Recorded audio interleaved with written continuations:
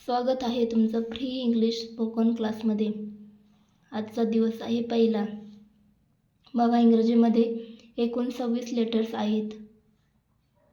त्यामध्ये स्वर आणि व्यंजन आहेत। ओवल्स म्हणजे स्वर। ए, ई, आय, ओ, यू हे 5 स्वर आहेत आणि बाकी उरलेले 21 व्यंजन आहेत। व्यंजन म्हणजेच कन्सोनंट्स। ओवल्स आणि कन्सोनंटचा उपयोग आपल्याला नंतर होणार आहे, ते आपण पुढील व्हिडिओमध्ये बघूयात।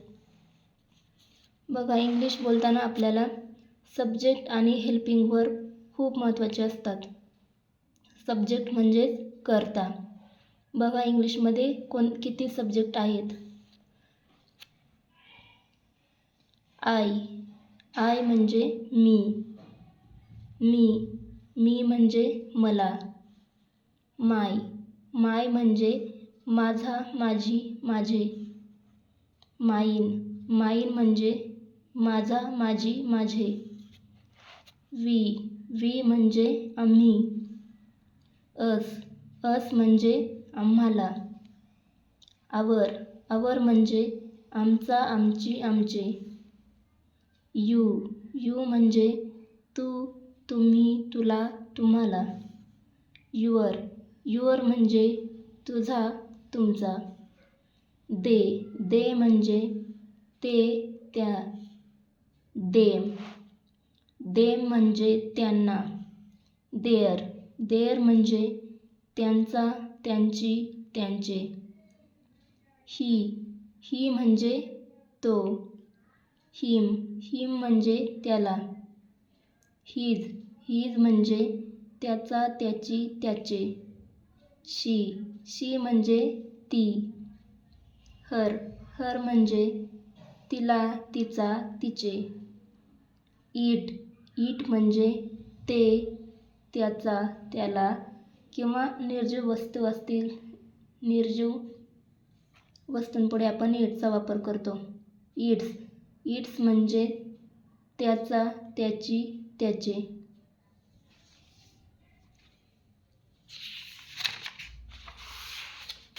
आता बघूया इंग्रजीमध्ये कोणकोणते हेल्पिंग वर्ब आहेत। हेल्पिंग वर्ब्स म्हणजे सहाय्यकारी क्रियापदे। इंग्रजी बोलताना आपल्याला याचा देखील खूप उपयोग होतो, त्यामुळे हेल्पिंग वर्ब्स कोणते आहेत ते आपल्याला माहीत पाहिजे। पहिला बघूयात इज म्हणजे आहे। आर म्हणजे आहेत। तिसरा आहे ऑज म्हणजे होता। वर म्हणजे होते। डज म्हणजे करणे। डीड म्हणजे केलं। हॅज म्हणजे जवळ आहे। हॅड म्हणजे जवळ होतं। विल म्हणजे असेल। आता बघूयात इंग्रजीमध्ये काही इम्पॉर्टन्स रूल्स आहेत।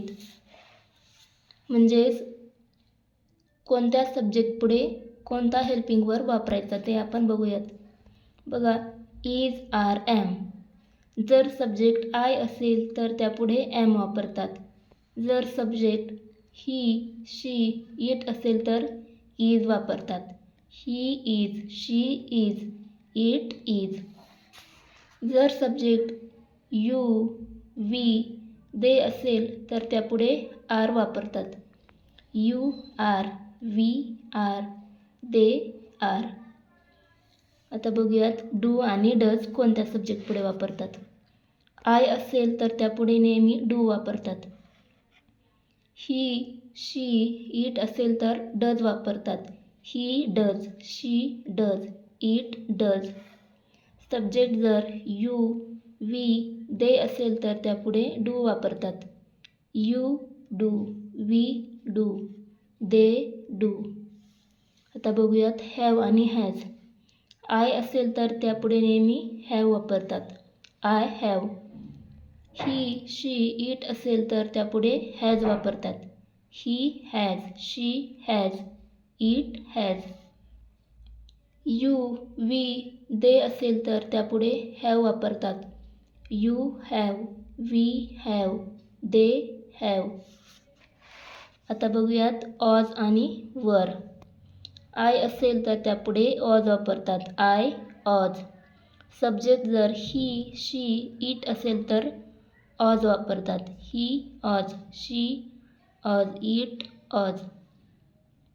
सब्जेक्ट जर यू, वी, दे असेल तर त्यापुढे वर वापरतात. यू, वर, वी, वर, दे, वर. आता बघूयात डीड. आय पुढे डीड वापरतात. I, did. सब्जेक्ट जर ही, शी, इट असेल तर त्यापुढे पण डीड वापरतात. He, did, she, did, it, did. Subject जर यू, वी, दे असेल तर त्यापुढे डीड वापरतात. You, did, we, did, they, did. आता बघूयात हॅड. आय पुढे हॅड वापरतात. I, had. He, she, it असेल तर हॅड वापरतात. He, had, she, had, it, had. Subject जर यू, वी, दे असेल तर त्यापुढे देखील हॅडच वापरतात. You, had, we, had, they, had. बघा इथे इज, आर, एम आपण वर्तमान काळात वापरतो. त्याचाच भूतकाळ ऑज, वर होतो. म्हणजेच ऑज आणि वर आपण ज्यावेळेस भूतकाळाबद्दल वाक्य बोलली जातात त्यावेळेस आपण ऑज आणि वर वापरतो. येथे बघा डू आणि डज देखील आपण वर्तमान काळामध्ये वापरतो आणि त्याचाच भूतकाळ डीड होतो. त्यामुळे ज्यावेळेस आपल्याला भूतकाळाबद्दल बोलायचं असेल, भूतकाळातील वाक्य असतील त्यापुढे आपण डीड वापरतो. आता बघा हॅव आणि हॅज. हॅव आणि हॅज आपण हे पण वर्तमान काळामध्ये वापरतो म्हणजेच प्रेझेंट टेन्समध्ये. त्याचाच पास्ट हॅड होतो. म्हणजे भूतकाळामध्ये बोलण्यासाठी आपण हॅडचा वापर करतो. डीड आपण सगळ्या सब्जेक्ट पुढे आपण डीडच वापरतो भूतकाळामध्ये आणि भूतकाळामध्ये सगळ्या सब्जेक्ट पुढे आपण हॅडच वापरतो.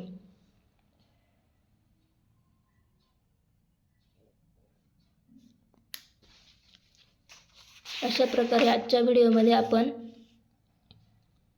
सब्जेक्ट आणि हेल्पिंगवर बघितले. आता पुढील व्हिडिओमध्ये आपण या सब्जेक्ट आणि हेल्पिंग वर्बपासून वाक्य कसे बनतात आणि कसे बोलायची ते आपण उद्याच्या व्हिडिओमध्ये बघूयात.